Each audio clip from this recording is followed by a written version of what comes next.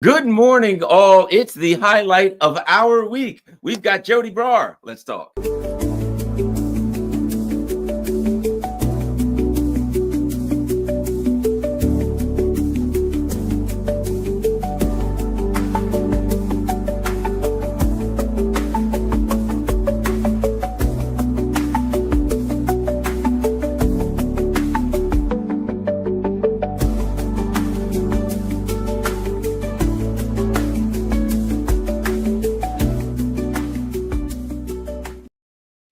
Good morning, all. It's Garland, Nixon, Joti Brar here on a Friday morning.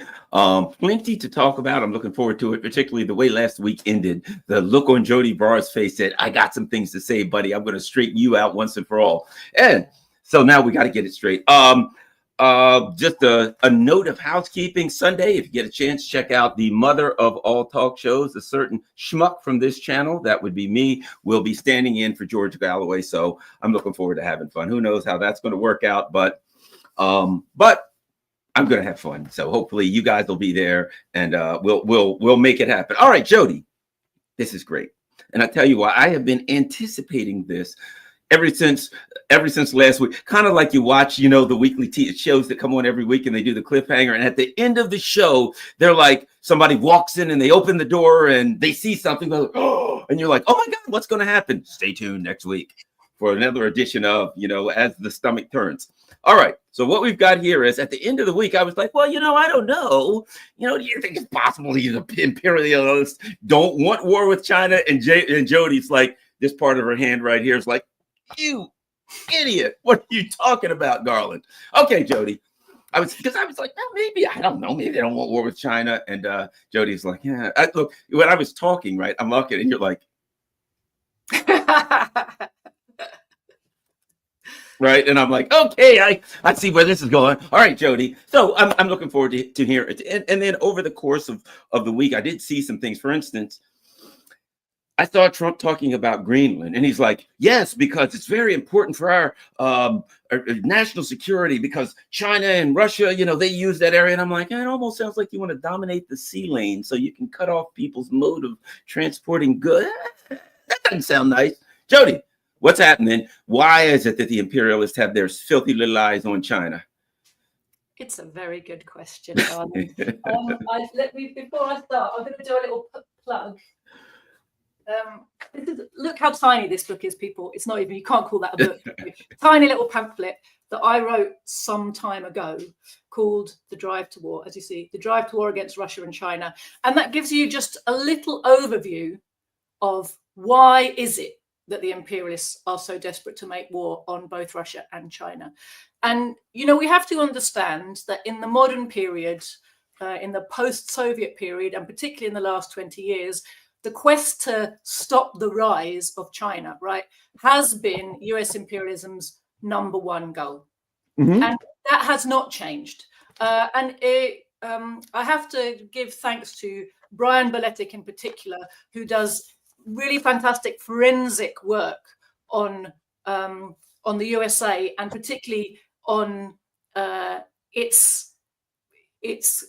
the games it plays and the strategies it employs to try to stop China in a absolute multitude of ways. But he sat and watched all of the hearings where Trump's various new ministers, or I don't know what the right terminology is for America, but you know what I mean, they have hearings, right, where they're confirmed, and long and boring hearings. But Brian Beletic sat and watched them all and pulled out the quotes that show you that Marco Rubio and others, Pete Hegseth and others who were being put into important positions in the new Trump administration, they've all made it abundantly clear that China remains the number one enemy, rival of US imperialism. And so I think I said last week, and I remain convinced that what we're looking at is a new pivot to Asia. And the idea that imperialism has become peaceful is delusional, right? So if you look at a lot of the statements that we're seeing, you just said it, and I agree with you. Some of these statements about how the USA needs to control Canada, control Panama, control Greenland, a lot of that is actually, and Brian Beletic's also made this point, and I agree with him, is aimed at China. You know, there's a desire to monopolize resources and a desire to monopolize trade routes. These are inherent to imperialist economics. And it's for two reasons. One is so that the monopolies of the particular country concerned, i.e. the USA, have free access to those routes and those resources and get them for as cheap as possible, preferably for nothing. And if we look at the way the USA operates around the world, a lot of it is about being able to just loot resources directly rather than having to like buy them on the market. Remember, these are the people who tell us that capitalism is king of everything, but their version of capitalism is we're so big we don't even have to pay, right? And the other reason for monopolizing resources and trade routes is to prevent access to those things to their rivals, because that's how you maintain your dominance. You don't let somebody else get as big as you. You in fact try to crush them.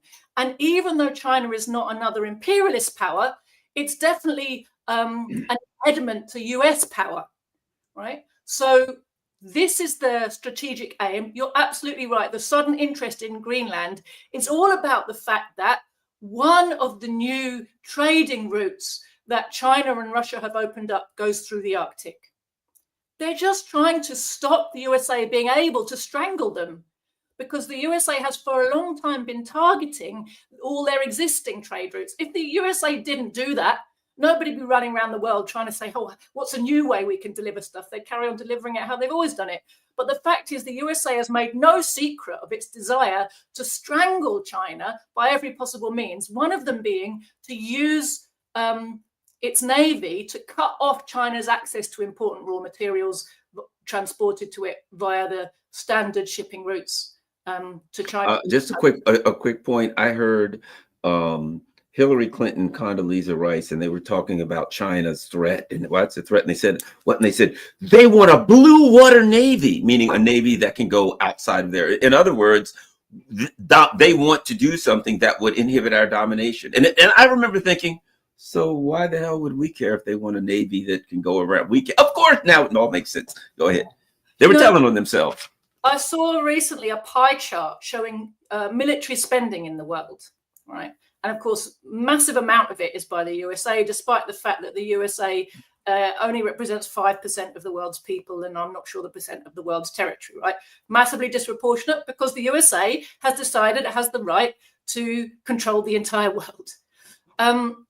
But most of the spending by most of the other countries is because of imperialist spending. It's because the USA threatens them and menaces them and uses its military to stop them being sovereign and just living their lives, that they are forced to spend a whole load on the military to defend themselves. And that's something that's really important that the pie chart cannot explain to you. It's not just a question of, is it proportionate to the size of the country? It's like, why are they doing it in the first place? What's the nature of their militaries? And that's something else that's really important to understand. Russia and China both have militaries like the DPRK, like Venezuela, like Iran. You know, all these countries have militaries which are aimed at defense because there is a threat. If the threat wasn't there, they'd be able to spend more money on lifting the lives of their people. But a section of their money, in order to be able to lift the lives of their people, they first have to make sure they can defend themselves against high-tech machinery of death that comes from the imperialists. And that's the number one condition for sovereignty in today's world, is a high-tech military that can fend off the Western militaries. So, you know, all this military spending is really a result of imperialist activity in the world, even by the countries which aren't imperialist, but just have to defend themselves. So I think it's something to really just bear in mind through all of this, you know. When we look at China, we see they're not trying to monopolize anything. All they want to do is secure their access to important goods, not monopolize anything, not loot anything. They pay market rates for everything that they get from other places. They provide benefits to every country they trade with. But that's exactly what makes them such a threat to the US, because, of course, the imperialists want to loot and dominate.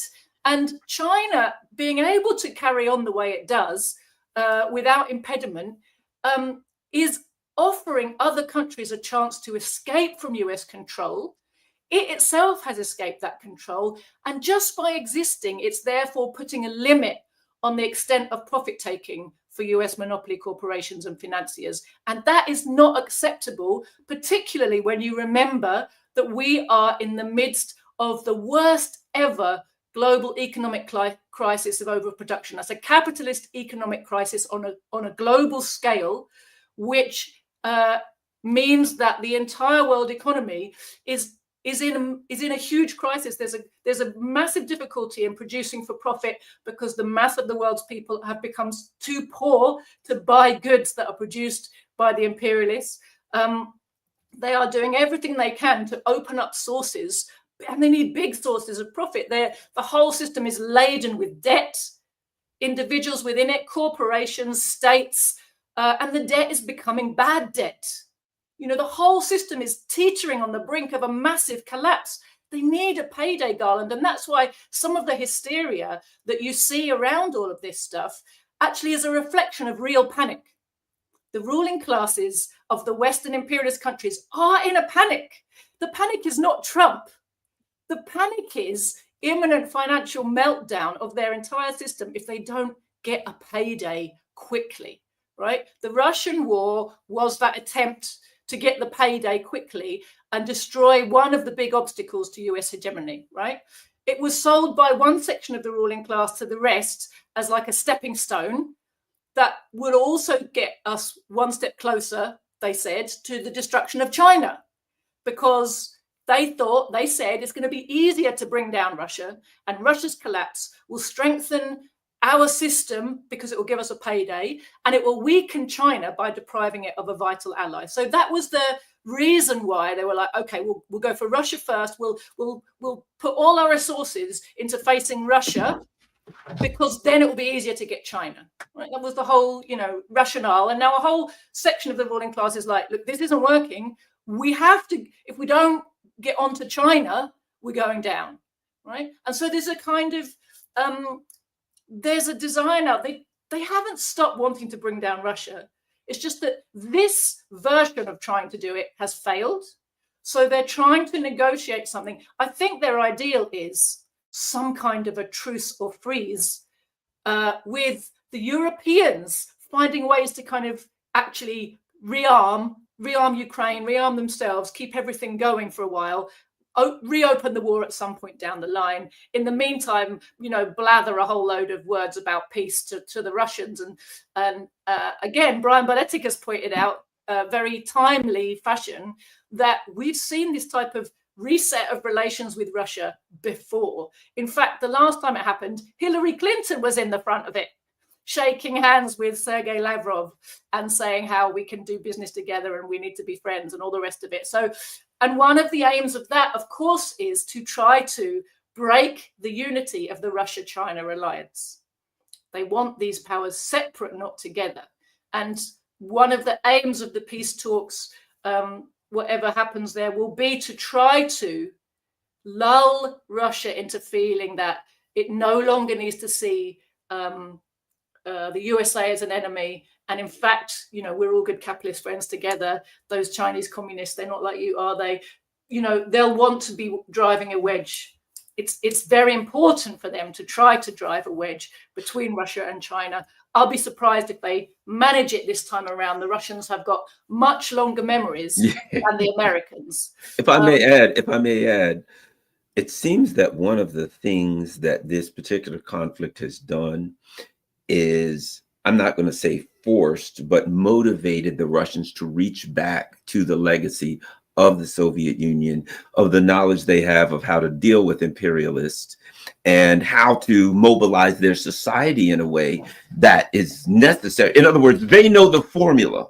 They've seen this game before. So when pushed into the corner, even though they're doing capitalist things, they know the formula to deal with imperialists. And recently they came out and said, nah, we'll never break from China. You know what I mean? That's not ever going to happen. So one of the things they've done is pushed motivated the Russians to go back to that formula, to huddle back in that formula. And might I add, knowing a lot of people who in my age group, who went to college and school and things like that in the Soviet Union, you realize they're very well educated. So this people in that from the Soviet Union, people who know those people, very well educated, very knowledgeable of history, and I'll add this. When I went to Venezuela, I saw the same thing, a socialist society. I went to the little towns and cities out in the hills, and I realized, wow, these people are really well educated and really knowledgeable of history, particularly the imperialists. And they said, yeah, that's one of the things Chavez did, was made sure. And I come to find out that people in a socialist society, that one of the things their leaders do is educate them well, and educate them well about the imperialists so they don't get had again. That's definitely a very important aspect of the education system in any anti-imperialist country, of course, especially in a socialist one. Russia, the Russian ruling class and the Putin administration, they have a lot of contradictions because of their position as being the replacement regime for communism, not the initial totally supine one that was up for selling Russia transforming it into a colony in service of the USA. They want to be sovereign, but they don't want to return to socialist relations because they've become very rich, right? There is a new ruling class, there's a new bourgeoisie in Russia, but it's in this contradictory position, as you say, in order to mobilize the people, the economy and its resources to effectively face down the entirety of NATO. Let us not forget, it's not Ukraine they've been fighting, it's all of NATO in Ukraine. In order to be able to do that effectively, they have absolutely had to lean into all the legacy and benefits that were built in their country through the Soviet Union, including their education, their technical base, their industrial knowledge, their kind of collective, memory and traditions. And, it's really added to a movement that was already growing before that, of the kind of prestige of Stalin and the Stalin era, which was, of course, the best era in Soviet history, and the one that everybody universally looks back to and said, my God, we were amazing then, weren't we? What happened? So they have this contradiction because, of course, they don't want to go back to socialism, and they don't want, they have to constantly make stupid comments about mistakes that Lenin made, and how he was some kind of evil tyrant under the control of and he was anti-religious, and they concoct all kinds of nonsense, when of course Lenin was the founder of the state that made Russia what it is, and it was Lenin's ideology, understanding, party building. Stalin was a good Leninist, right? And they can't admit that. Right, but they have this contradiction that on the one hand they're reviving the pride of and the traditions, many of the traditions of the socialist era, whilst trying to tell people that this is something to do with Russian nationalism, not to do with socialism. That's a contradiction they're going to have to work out. The people there, fundamentally, they won't get to what they need without reverting to socialism, but it is objectively, we can see that it has been the strength of the legacy of Soviet construction and socialism that has enabled Russia to survive this onslaught. And, on every level, technical, military, education, all of it has come from that strength. So that's been something very important. And the revival of the links between Russia and countries around the world that had good links with the Soviet Union, the revival of these fraternal relationships based on mutual cooperation, mutual benefit, mutual respect, the revival of that tradition, again, leaning very heavily into the socialist period, and especially the early, socialist period, when the Soviet Union did so much for the world and for the world's people. That again has forced a kind of revival of these ideas amongst these people. They try and say this is a Russian thing. It's absolute bullshit. I'm sorry. Russian imperialism was as bloodthirsty as any of the others, and it was as racist as any of the others. Its empire was contiguous. It was on the landmass. So, okay, they didn't colonize anyone in Africa or Latin America, but they colonized a huge amount of Central and Eastern Asia, right? And they treated the peoples there like scum. One of the things they hated Joseph Stalin for was he came from an oppressed nation. He was not Russian. He was Georgian. And he understood the Georgian question, and he understood the colonial question. He wrote the definitive Leninist work on the national question and how it needs to be approached and solved in this era of imperialist domination of small nations and the crushing of small nations by big ones in the global imperialist system. So there is a contradiction. What we've seen is, even though President Putin and the people around him keep making anti-communist and anti-Lenin statements, the most comprador section of the Russian bourgeoisie, the one that just desperately wants good relations with the West no matter what, and will sell the country out really if they could, they've been massively weakened by the last 3 years' events.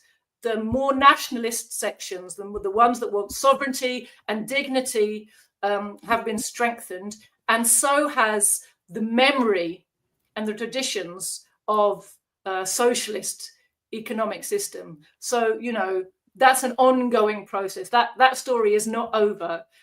President Putin is not the last word in, what the Russian people can and will achieve.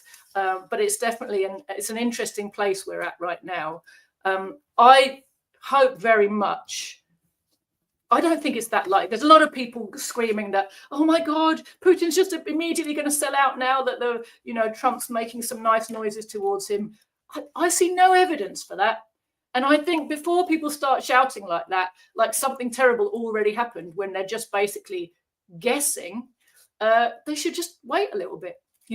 There's far too much, in the kind of infosphere, social media sphere, people, alarmist screaming that gets people kind of panicked. Every time anything happens, there's the kind of fake panic set off about it to make you basically lose hope, lose confidence, in what's actually happening, and also to just turn you against, in the West, we workers have to understand we're on the side of Russia in this conflict.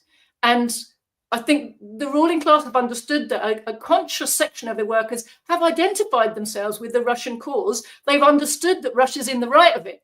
And they want to find ways to scare us off. And the panic and criticism from the left of like, oh my God, he's a sow, he's a traitor. This happened. Look, they're about to lose. They didn't really want to fight the war. They're about to give it all up. This is one of the ways of engendering, a kind of sense of, oh, we can't associate with them. They're all bad. All leaders are bad. This to get us to sit on the fence rather than say, no, we're on the side of Russia. So I just think we have to be a bit careful about that. Anyway, coming back to China, if I may. Sure. The aim of being able to blackmail and ultimately kind of strangle China through control of shipping lanes has been a really, strong one. The raw materials come into the country through the sea and over land, but a lot of them come through the sea. And, it's been well known to the imperialists that the South China Sea route through the Malacca Strait choke point, which goes from Pacific to Indian Ocean, is something that if they can dominate and control, they can essentially blockade China and starve it. That's their, and starve its industry, starve its people of important resources. So the imperialists have been working to that end for a long time. And therefore, China has spent, the last 20 years working on initiatives to create a more robust international trade network that is not controlled by imperialism. And that's all we have to really understand about what China tries to do internationally, right? It wants to allow the countries of the world, including itself, but not only itself, right, to interact freely without the diktat control mechanisms of the imperialists. So they've built the Belt and Road routes over land and through the sea. They've yes, they've made investment in the Panama Canal. There's proposals for them to build a new canal through Nicaragua. And of course, there's these new Arctic shipping routes, right, from Russia to China. There are many different routes around the world. They're all part of the same plan to try to enable trade to continue to flow in ways that the USA cannot control and close off at will, right? And of course, at every stage of this process, the USA has been working very, very hard to try to stop China from succeeding, right? So their interference has included terrorism and sabotage of infrastructure projects. They've created and funded armed insurgencies all over the place. Two examples that come to mind are Pakistan with the Balochi region, and Myanmar, where they've funded loads of different ethnic groups, basically in a continuation of British imperial policy to all be fighting the state. And the reason they want to bring down the Myanmar government is because Myanmar is a really important spot on the Belt and Road. And of course, if it becomes a kind of failed state a la Libya, it will then be a point of chaos in the entire, Asian region, which, would be useful to US aims. None of this helps either the people of Myanmar or the people of the world, right? This is all to try to maintain the domination of the imperialists and their ability to loot and plunder, right? And they've also funded all kinds of civil society movements all over Asia. We see them in Bangladesh, we see them in Thailand, we see them in literally every country you go to, Indonesia, Vietnam, And so the other thing they've been doing, of course, which we talked about last week, is setting fires inside China's borders, right, to try to weaken and bring down the government from within. So there's Hong Kong, there's Tibet, there's Xinjiang, there's Taiwan. And then there's places nearby they've been building up as armed bases like the Philippines, Japan, Taiwan is one of those, South Korea. So again, you've got these kind of rings of fire, around China. If I could mention the Philippines, what's interesting is, so there's a former Filipino president whose name is Duterte. And here's what's interesting. So I heard all of these people. Yes, the International Criminal Court is going after Duterte for his drug. Apparently he went after the drug cartels or something, killed a lot of innocent people. Is, terrible thing. Okay, but my first, my first thought was, there ain't no way in the hell they're going to go after this guy for killing innocent people. I don't know if you've been paying attention to Palestine and Syria, but that's not something that, at the top of their priority list for injustice, right? And then I started really reading. Duterte's been complaining in the Philippines, saying they're just setting us up to be a proxy against China. We've got to push back. He's been pushed like his daughter or sister or someone. So he's kind of as a former leader, he's like a strong part of this growing coalition that's saying they're setting us up to be a proxy against China, and we're going to get blasted to pieces, and we don't want that to happen. We don't want to be the next Ukraine. What do you know? The International Criminal Court, for whatever reason, they said, oh, come here, we need to talk to you. He gets there, they nab him and take him into custody. But yet, the guy in charge, the ISIS leader in charge of Syria, is like wandering around and they're just like slaughtering people, doing a genocide, and he's perfectly fine. So I'm like, okay, it all makes sense with Duterte now. So again, I just wanted to mention that on the Philippines for those who think the International Criminal Court has somehow decided that they're going to be, stand for morality and justice. Absolutely. The ICC is a tool of imperialism. It's a kangaroo court. It is not a mechanism for any kind of international calling to account. In fact, we don't have a mechanism for calling people to account or countries to account internationally. There is supposedly one at the United Nations called the International Court of Justice. That's not the ICC. People get confused. There's two. The ICJ is at the United Nations. But of course, the United Nations itself has basically been controlled by the USA since World War II. And the ICJ, you see how utterly impotent it is, because it has even when it comes to even when it actually investigates something and actually comes to a correct conclusion, like it has done over Gaza, it has no mechanism of enforcement. The only enforcement is the Security Council, where the USA has a veto and uses it. So, the ICJ says, oh, we think maybe it would be a good idea for Israel to stop doing what it's doing, because you could call what it's doing genocide, don't you think? And the whole world goes, yes. And the USA goes, veto, and nothing happens. So and sanctioned the people. They literally sanctioned the people on the court who made a finding based on when they finally looked at something and they're like, well, I guess it's kind of hard to overlook an actual genocide that's going on right now. What are we going to do? Okay, it's a genocide. The US will sanction you in that case. Right. So there is no mechanism for enforcing international law. International law exists in theory, not in practice. And it's observed by people who think that it would be a good idea if international law was a practical thing. And it's ignored by the imperialists. They like to hit people over the head with it every now and again and pretend to care about it. But in fact, they don't sign up to anything. As far as they're concerned, they're absolutely above all law.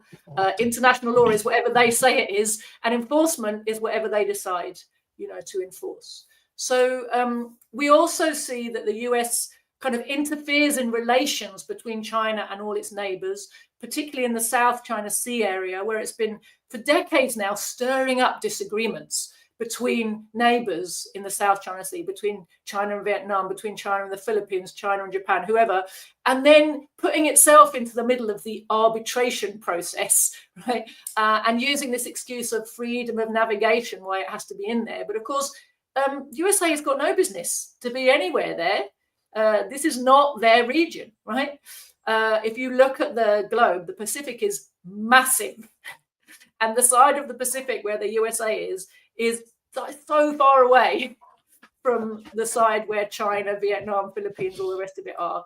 So the idea that the USA has the right to be the policeman of the of the Pacific, the Eastern, what's this, bloody hell, Western Pacific, the side over by China, is ludicrous, right? But that's what they do. And of course they do other things, like they insert themselves into kind of regional concerns. Like they've set up this thing. I'm indebted again to Brian Beletic for this, because he does so much research into the area around China.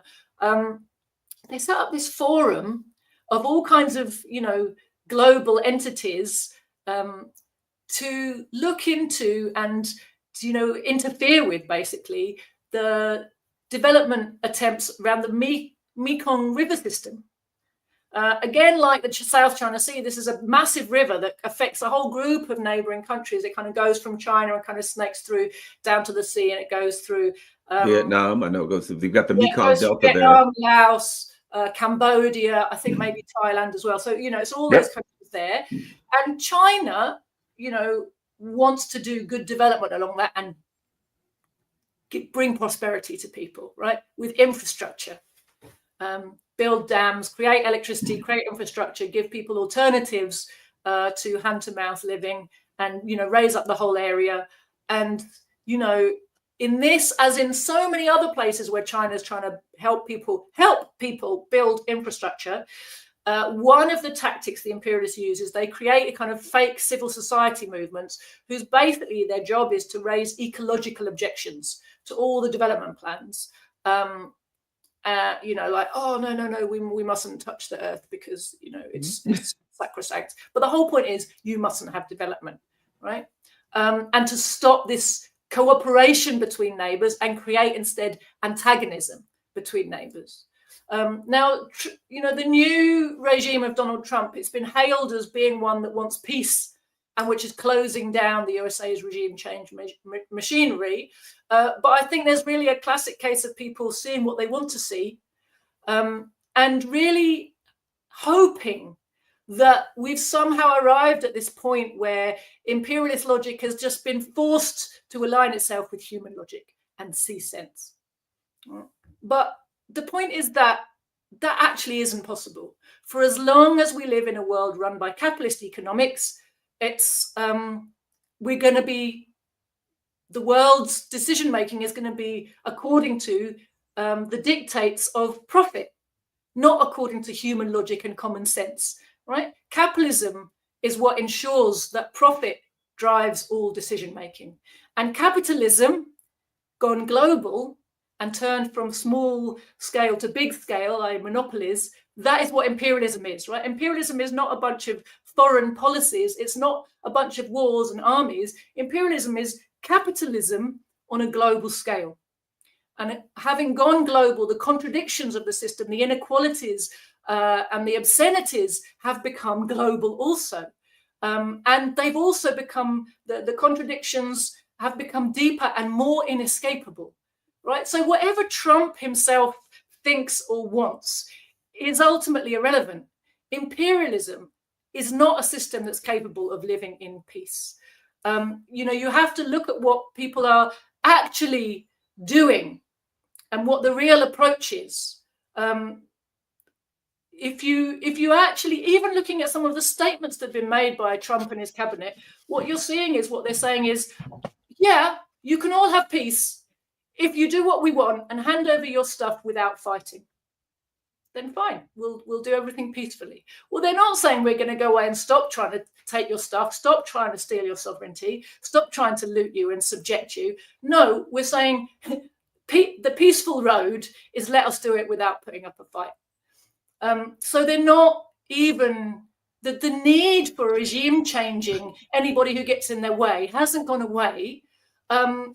What it looks like is that there's a kind of review going on about how's the regime change mechanism, how are they working? There's been a lot of loud kind of attention-grabbing drama, which is really, I think, for the public's benefit. And behind the scenes, it's really like there's like an audit going on, right? Which bits are working for us and which bits are not. But a lot of the public drama, I think it's really aimed at getting us to imagine that now all of this dirty stuff is in the past. Now, imperialism does this all the time. In Britain here, we have this thing of release of cabinet papers, and they come out, I forget, it's like the 30-year rule or something. And then you get, there'll be some article, in the broadsheets or on obscure websites delving into what's been released and the secrets that have been exposed. But it's all done in a way where, even if there's a big scandal about something, like the way some Kenyan prisoners of war were treated, or, whatever it might be, Britain's involvement in something really disgusting 30, 40, 50 years ago, even if it makes it all the way to Parliament and there's an apology issued, it's like, oh yeah, but that was then. That was then, this is now, that was a long time ago, that was other people, nothing to do with us, because of course we're all different and civilized now, aren't we? And that really there's quite an attempt, it seems to me, to convince us that what we're seeing is the end of the US behaving in this dastardly way, and with the aim of corralling everybody back into believing that the change they want to see is going to come through the system. Right, and I think it's also noteworthy that Marco Rubio himself is the product of and a long-time participant in the NED regime change machine. Right, so MAGA rebranding, I don't think has really changed his essence at all. It doesn't seem that it has. I've seen lots of little clips and read some speeches and interviews by him where, when you look past the kind of soundbite headlines, what you see is he himself is saying that the regime change machine is not being shuttered completely, but it's being put on a pause while they assess it for effectiveness and make sure that where they're spending the money is where they want to spend the money. Right? So, and I think parts of the regime change machine are basically going to be closed down because they've become a busted flush. There's been so much excellent exposure of how they operate, and so many countries have started to realize, oh, if the NED is there, if the US aid is there, these are undermining your sovereignty, that they've stopped being that useful. So admitting to that and very publicly dismantling it is a good way of letting the rest of the machine continue to operate, or setting up new organizations to do the same things under different branding. And if I might add, and I've been commenting the last few years, what's the point in doing it if it doesn't work? Here's what they do. Everybody knows, there's NGOs all over the place. Oh, they're printing a bunch of flags. and very, very nicely, crisply, smartly printed T-shirts and the really beautiful signs that say whatever they want to say. Then the protests come out, and then somehow there's pallets of bricks or something happen to, you know, just gather somewhere that they can throw. Then they turn violent, and then but now, if you look what happened in Iran, if you look what happened in Kazakhstan, the anti-imperialists are wise to them. So the anti-imperialists now say, we're going to watch it. We're going to let it run its course. We know how to thwart it, and then we'll go on. So it just doesn't work.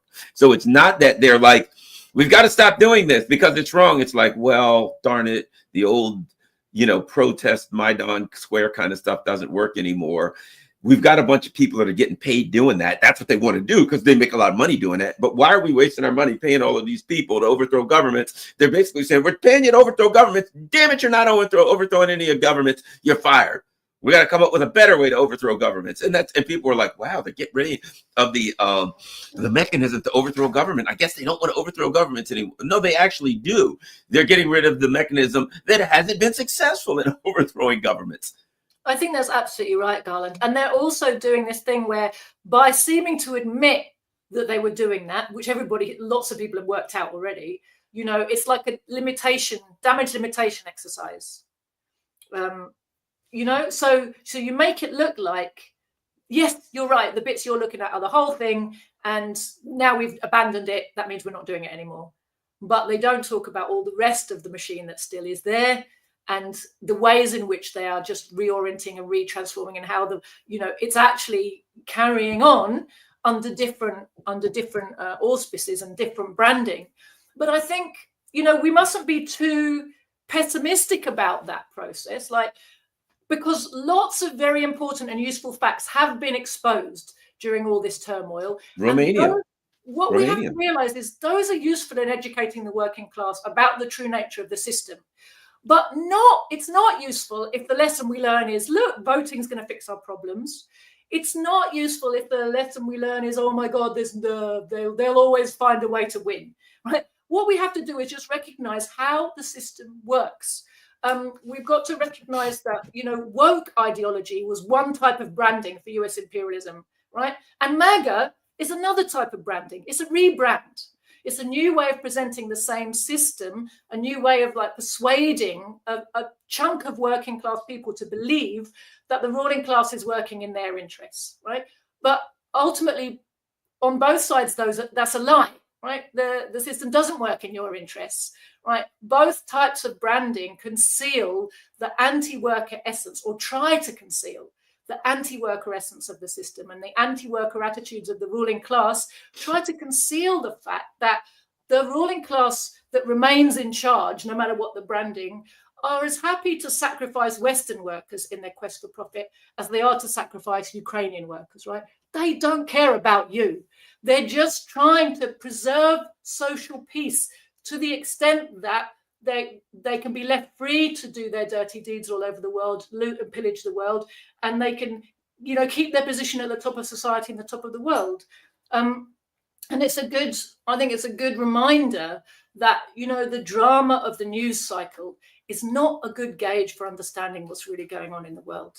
You know, when all the papers are screaming emotive, polarizing statements at you, it's a sign they want you to get sucked into some narrative or other. And increasingly, those are framed in very polarizing and culture wars ways to persuade us to pick a team. We've talked about this lots of times, haven't we, Garland? Divisions in the ruling class, and this idea that workers, well, it's not an idea, you know, the ruling class, in order to stay in power and affect its policies, has to mobilize a section of the workers on its side. So they work very hard to persuade us to pick a team, but we have to not forget that the captains of those teams are members of an enemy class. None of them, they're our friends. And we have to remember as well who controls the media narrative, and pause before we kind of jump to judgment on any of these questions. We've got to spend less time chasing the news cycle and consuming kind of endless infotainment, and more time really studying, seriously studying, so we can really educate ourselves to understand and see the bigger picture. You know, I talked about Brian Baletic today. I recommend people also follow Kit Clarenberg, because he follows in detail the kind of British imperialist, you know, establishment and its its underworkings, if you like, the stuff that, especially the whole, or its huge spying network. You know, these people do good forensic investigation, right? But which is not what I do. You know, I have to admit to that. You know, I'm not a journalist. My job, I study and understand Marxism to try to bring the understanding it brings to the working class, right? For me, too much time spent on chasing all the details of everything that's happening kind of gets in the way of what is actually more important. Because the truth is that if you really grasp the essence of this system, and you understand its place in humanity's historical development, if you understand its contribution to humanity's development, but also its limitations and the fact that it's reached the end of its life, you can also see the urgent need for socialist revolution so that we can escape from the obscene contradictions that we're living in today. And once you've really understood that, you don't really need every little new detail to convince you you've understood the big picture. For me, the new details are a means of helping other people see the solution that Marxism offers them, right? Because people are caught up in what's happening today, what's happening tomorrow. And, you know, so we use what's happening, you know, the surface noise to try to help people come to the conclusion that they need to understand Marxism and they need to work for the replacement of society. Now, it's not a message people are lining up to hear, Garland. You know, it would be much simpler if we didn't have to do this hard job of organizing and getting ourselves educated and learning how to connect this understanding with the mass of the people. It'd be really nice if we could get liberated by voting.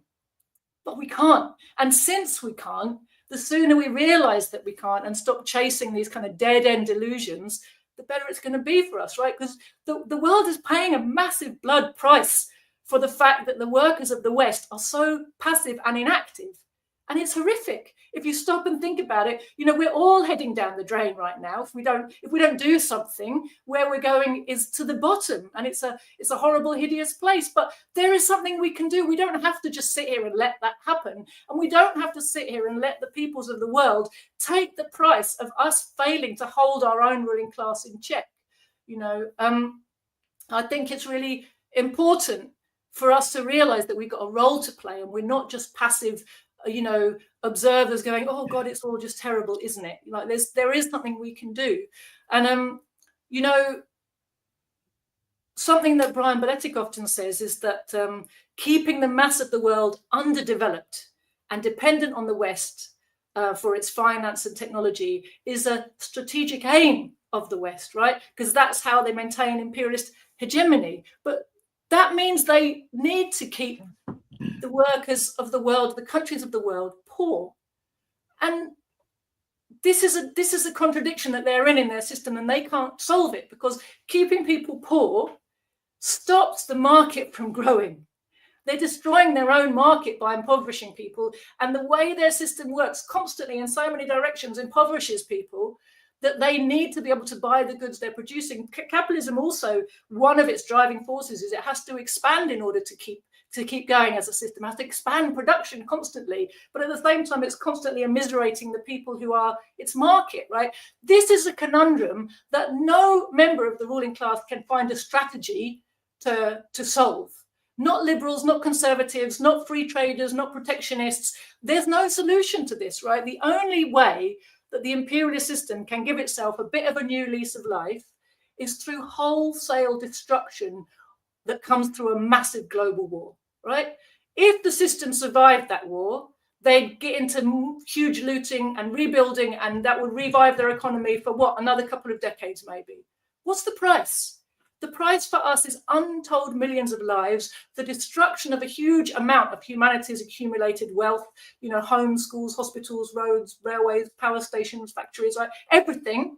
Like, this is the blood price we have to pay for letting the imperialist system continue, for continuing to put our faith in bourgeois electoral politics and their politicians and their whole electoral machine that fronts up for this imperialist system, right? We've got to get out of this dead end, Garland. We've got to study. We've got to take Marxism that lays all of this bare and explains it to us. We've got to form genuine working class organizations that can train and organize people not to fight for positions at the top of this, you know, dying, bloodthirsty system, but to bring the whole kind of rotten edifice down and replace it with the system that will take care of the people. One of the things I find interesting coming out of this discussion, throw something back at you. What makes more sense now is the game that's being played with the US and the EU, right? The US is like, hey, Russia, let's make a deal.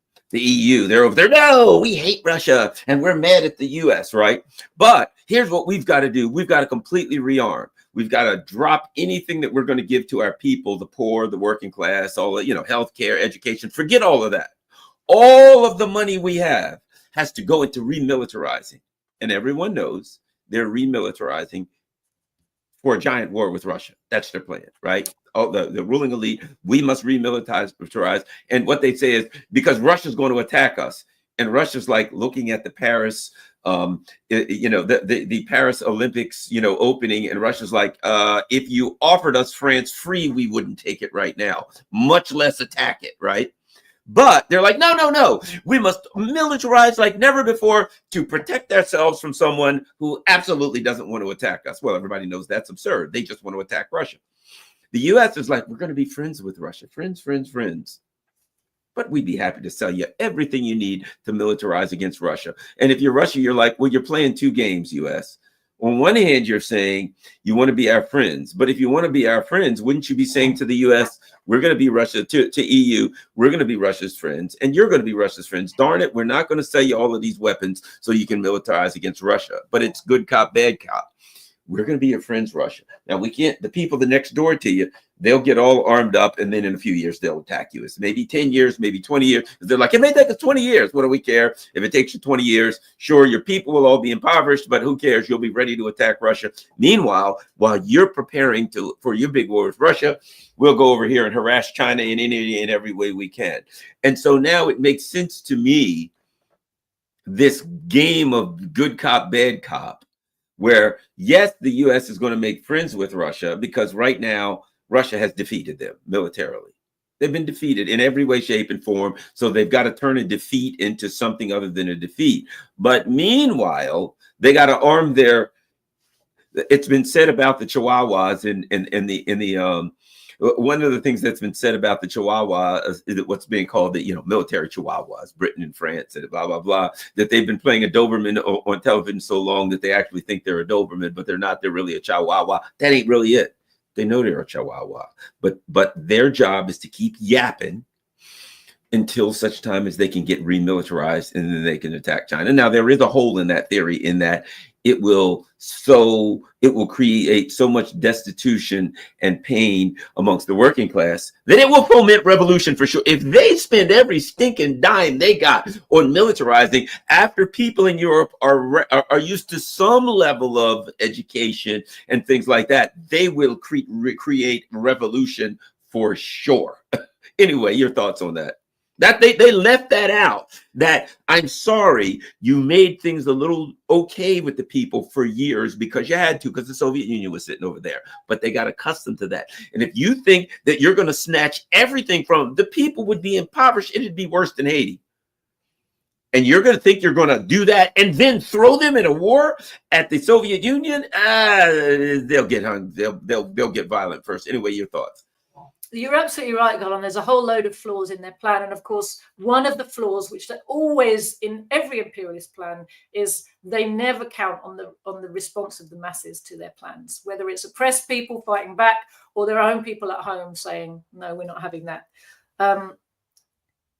You're absolutely right that fundamentally what we're looking at is a recognition of the fact that the imperialists have been defeated in Ukraine, and how do they deal with that?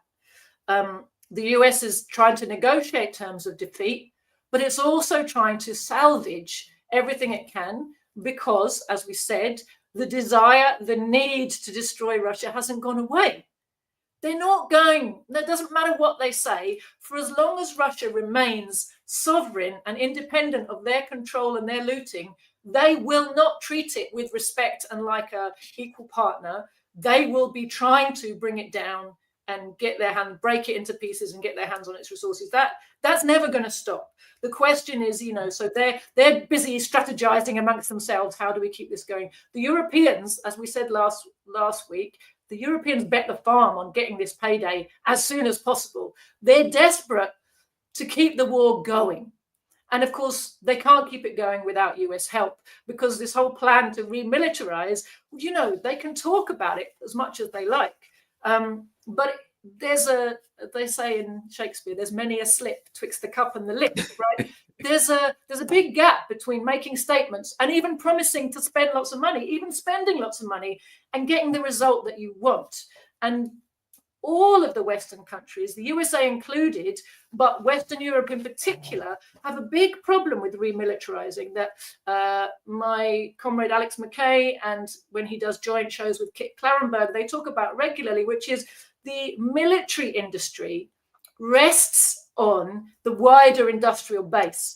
It's very difficult to have a genuinely strong military industry, armaments industry, without a wider industrial base underneath it. Well, they can talk about reindustrializing Britain like they talk about reindustrializing the USA. They talk about it all the time because it gets votes. People like the idea of having proper jobs that really produce value and maybe even might have a decent pay packet. But here's the thing. The time when industrial jobs had a decent pay packet in the West was a short time. It was that period after the Second World War. Those jobs and those industries all got exported. To bring them back, they would have to bring them back under capitalism, not under socialism. That's going to be a whole other thing. Because, of course, under socialism, we will reindustrialize, we'll do it properly, and everybody will be paid properly. But under conditions of capitalism, to make a profit while reindustrializing the country, you've got to put the workers on the kind of pay and conditions and working conditions that you can get them in, you've been having them in Niger or Bangladesh or wherever else you've been doing your production, right? So when people imagine reindustrialization means back to what it was like working in an industrial plant in 1950, no, it doesn't. If capitalism continues and they actually do any kind of bringing back of industry, the only way for it to be profitable is for labor to be available on the same terms and conditions that they are in other parts of the world. Otherwise, you can't compete on the world market, and capitalism is a world market, right? So there's a lot of problems. Well, if I may bring another one more, Dr. Jack Rasmus, a guy that I know well, always brings this up. Because now the capitalists prey on their own, the former workers, the people now who are the strugglers, the impoverished class, they prey on them. What they've done is, and because it's all about, rentier, it's a rentier. Okay. So now if you've got a worker that you have to pay, all of these workers in a town, they're going to work in a factory, but you've made the cost of rent is so high. They need a car or transportation to get back and forth to work, but you didn't build proper public transportation because you wanted money in cars, and that would have cost money. It would take from your profits, and there's no profit in public transportation because now they have to pay to go to college because they don't have free college. The bottom line is you would have to pay the workers so much in order for them to be able to survive in a predatory capitalist system that you wouldn't be able to have an outcome. It would be so expensive, it wouldn't be feasible because you'd have to pay these workers 100 times what you're paying these others because you've made it near impossible for them to live. So the cost of labor would be so expensive. Might I add, you've allowed your infrastructure to deteriorate. So now you don't have the electrical grid that could handle these gigantic corporations. You don't have the roads. You don't have the trains. You don't have the things that you need to handle. So even if you built the industry, the infrastructure, which you built an infrastructure when you had an industry. When the industry went overseas, you didn't rebuild the infrastructure. Who needs it just for the poor schmucks running up and down the road? So you do not have the foundation that you need, and it would be too expensive. So you've now created, the capitalism has created a dynamic where even though you know what you want, what you have can't create that. And if it could create it, it couldn't support it. Absolutely. And this is what we're looking at, is the very advanced decay of the imperialist capitalist system back in its heartlands. We have the imperialist economies have gone from countries where sections of the country and sections of the population were utterly parasitic to where like literally the entire country is totally parasitic. And to reverse that is not a small thing. It might, if you had unlimited time, you know, without all the pressures of everything that's going on around the world, you know, you could potentially do it, but it would have to be basically under a kind of fully kind of state fascist type of system where the state took over control of all production and all labor, and basically coerced labor, no unions, you know, forced labor to rebuild, you know, absolutely everything on double quick time, you know, for very little pay in very terrifying conditions. And not for profit because we need it, it's in the national interest. But it's very difficult to create all of those conditions, right? Very, very difficult. And as you say, you know, the masses might have something to say about it. You know, you can make a lot of plans. That doesn't mean they kind of come to fruition with a fundamental problem they've got. And we've seen it the last 3 years. They keep talking about how they're going to expand production of this and expand production of that. But our military industries have got, number one, they talk about it and they don't do it. They can't do it. Our military industries have also got used to a situation, this situation after the fall of the USSR, which got them in this habit. Like, why make something efficiently if you can make it inefficiently and get paid a shitload more? Right? So their profitability rests on being given basically a whole load of money from the state for not very much. You know, that's their business model.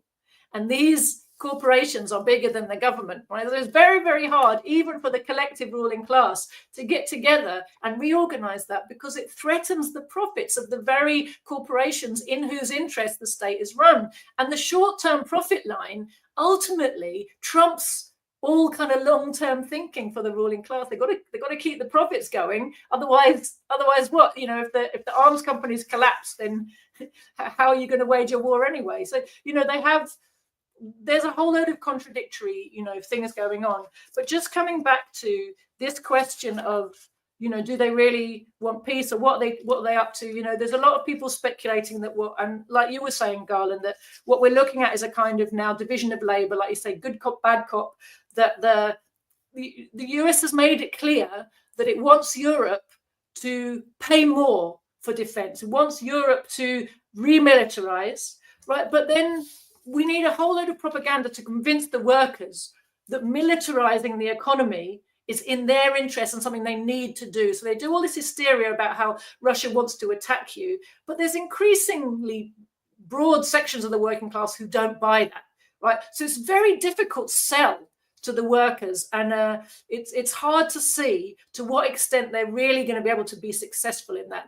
I'm sure they're going to keep pushing and keep trying, and we keep seeing these waves of propaganda, don't we, about, you know, plucky Ukraine and evil Trump, how Trump is selling us out, how he's enabling Putin, and Putin's going to come for us all, and all this rubbish.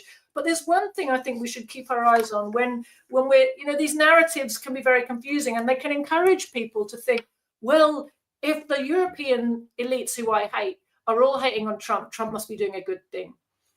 And he says he wants peace and I want peace, and that's great, isn't it? But I think it's really important to notice that one thing Donald Trump and his regime have not said is disband NATO. Now, what was NATO formed for? What is its whole existence based on? Destroying Russia. It was founded to face down and try to contain and, if possible, destroy the Soviet Union. After the Soviet Union went, it was still there. Why? Because they don't have it Russia yet. Russia was still a problem. And all these years, it's been very, very clear, as NATO has enlarged, the whole purpose of everything it was doing was aimed at Russia. So if the United States genuinely wanted peace with Russia and an end to war, it's one easy thing they can do is disband NATO. And they're not doing it. Not only are they not doing it, Donald Trump is demanding everyone in Europe put more money and more resources into NATO. Right? That's not looking for peace in Europe. That's preparing for the next round of war, isn't it? Yes, here's a perfect example from, let me show you this. This is from the Atlantic Council, NATO's think tank, implicating NATO's strategic concept on China. China's maritime claims. See, there we go. China in transatlantic security. So that if you listen to the imperialists, they'll tell you what their game plan is. At one point, they were saying we need a NATO in the Pacific, and people were like, "Well, that's not the North Atlantic." They were taking NATO as literally North Atlantic geographically, rather than this is a military imperialist monster that is used to go around the world and plunder, etc. Absolutely. NATO is an instrument for the imperialist domination and plunder of the entire globe. It was, as we said, founded for the containment of the USSR and destruction of Russia. That's its primary focus. But increasingly, you're right, as the drive to war has been ramping up, NATO and NATO-like structures are popping up everywhere. And you see that by the way that Japan and South Korea get invited now to NATO summits. Why is that? They're a very long way away, from Europe, and especially from the Atlantic. What is it? Colombia and a couple of the South American countries are considered like NATO partners. Yeah. Why? Because Venezuela's there, and Venezuela's got lots of oil, and it's a socialist country. Well, our time's just about up. I got to get ready to run. Tell everybody where they can find all your stuff and online and on YouTube and all that stuff. Oh, sure. So my party website is thecommunists.org. And I would ask people who are interested in educating themselves to go to that website, look under the tab that says Learn. You can find a really fantastic Marxist study program there to begin your path to enlightenment, as we say, and to begin that process of getting yourself properly educated rather than constantly bamboozled and confused. I have a Telegram channel. It's just Joti Brar, my name. My party has a Telegram channel, The Communists. We're on Twitter. We have a fantastic YouTube channel called Proletarian TV, full of very informative presentations on all subjects of all kinds. So definitely check that out and follow it if you can. One of the interesting things, just before we go, I was reading where President Trump and President Putin called, right? And when the Ukrainian says, "Oh, we want a 30-day ceasefire," one of the things I was on with Jamal Thomas, and I said, "Sure, I guess so. They got like 10,000 troops surrounded in Kursk." "No, we don't want a ceasefire. Our troops are all surrounded in Kursk." Perhaps 30 days would be a good ceasefire. And I'm thinking, yeah, how convenient is that? Well, Trump spoke with Putin, and guess what? One of the things he asked, "Well, do you think the lives of the those troops that are surrounded in Kursk could be spared?" And if I'm running a war, I'm like, do you think those Nazis would spare the lives of us? It's called a war, right? They should have thought of that before they crossed that border. There's no way. There's only one way out. Well, they could surrender. That would be the thing to say. Sure, it's better under international law. If they stick up a white flag, they'll go to a gulag like anybody else.